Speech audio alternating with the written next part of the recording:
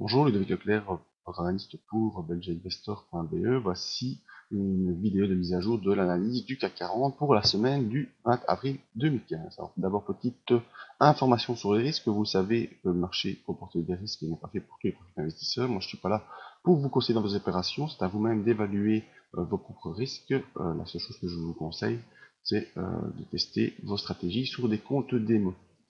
Moi, la stratégie que j'utilise, c'est l'analyse des impulsions, qui est une méthode que j'apprends, enfin, pour laquelle je donne des formations et que j'utilise au quotidien, que ce soit sur le forex en court terme, mais également sur les indices et les actions.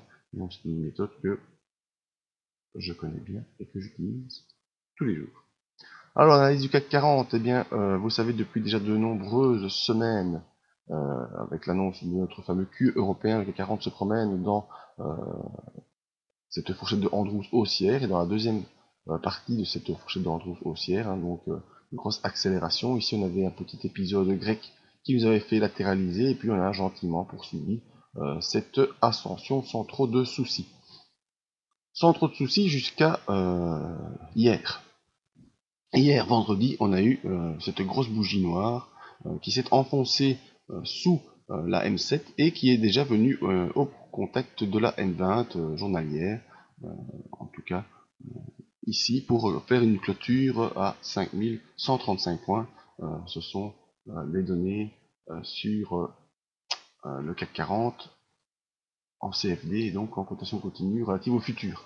C'est pas le CAC 40 cash qui lui a clôturé à je ne sais plus exactement combien. On peut aller voir ça ensemble assez facilement. Voilà, le CAC 40 a clôturé à 5143,26.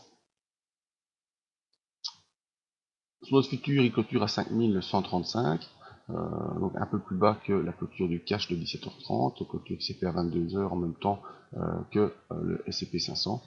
Donc voilà, ce qui est déjà revenu sur la M20, et on devrait normalement poursuivre jusqu'au support des 5088. Vous voyez, support qui correspond à cette latéralisation qu'on avait connue. En tout cas, on aura probablement un contact avec les 5088, en espérant qu'on n'enfonce pas la M20, parce que la dernière fois qu'on est venu ici, vous voyez, on a quand même clôturé au-dessus de cette M20 qui nous a permis de repartir à la hausse. Si on clôture sous la M20, c'est vraiment un mauvais signal. On ira probablement donc toucher le milieu de cette bande, de cette fourchette de Andrews, en dessous des 5088. Donc, ce sera à surveiller l'ouverture de la semaine prochaine. On voit que la bande de Bollinger supérieure se referme, la bande de Bollinger inférieure également. Donc, on est en train de resserrer les rangs et on aura donc probablement une perte de volatilité pour les semaines suivantes, avec un retour doux, à mon avis, vers les 5088 et peut-être plus bas vers les 5050 courant de la semaine, en espérant, comme je vous le disais, qu'on reste au-dessus de cette ligne verte qui correspond à la médiane de la fourchette de Andrews. Parce que si on enfonce cette médiane de fourchette de Andrews, les probabilités qu'on rejoigne le bas de la fourchette sont assez grandes, et là ça nous emmènerait donc sous les 5000 points. Pas bon pour la suite. Notre MACD, toujours bel et bien installé au-dessus de 0, donc toujours en impulsion haussière, vient de passer sous son signal, preuve qu'on est dans une consolidation lors d'une phase haussière. Donc ça devrait, normalement, le MACD devrait poursuivre son retrait en direction des zéros, sans franchir les zéros. Il faut quand même rappeler qu'on est soutenu par un QE qui ne s'arrêtera pas demain. Au niveau du RSI, on voit que le RSI rentre sous les 60, donc une perte de la pression haussière. On revient dans une zone neutre, donc ce qui laissera également place à la consolidation qui est en train de s'annoncer. Donc tout nous indique que dans les jours à venir, probablement lundi, mardi, encore une consolidation qui devrait se poursuivre, avec un point de support sur les 5088 et sur la médiane de Andrews.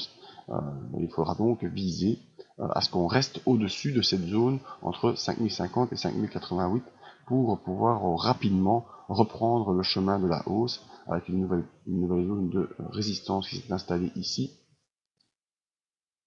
à 5253. Donc voilà, ce qu'il en est pour le CAC 40, une petite consolidation qui devrait se poursuivre au début de la semaine prochaine. Si vous voulez rien rater de nos autres analyses, vous invite à venir sur le site voir ces autres vidéos. Et si vous voulez absolument rien rater de mes nouvelles, je vous invite également à vous inscrire à la mailing list qui vous permettra de recevoir dans votre boîte mail toutes les infos que je peux divulguer, que ce soit via le site ou les réseaux sociaux. Merci à tous, à bientôt.